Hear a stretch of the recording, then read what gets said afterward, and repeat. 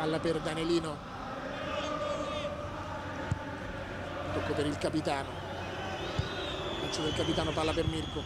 tocco indietro di Mirko, attenzione, è diventato quasi un assist per Diego, bravissimo però Pizarro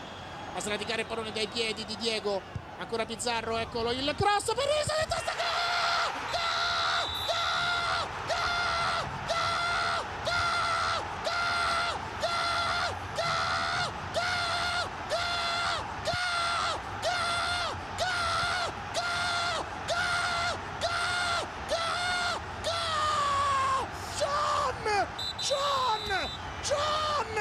John, il 2-1 per la Roma, è il 2-1 per la Roma al 47esimo, ci aveva provato la prima volta Risi, ha fatto cacciare Buffon, la seconda ha fatto secco Manninger,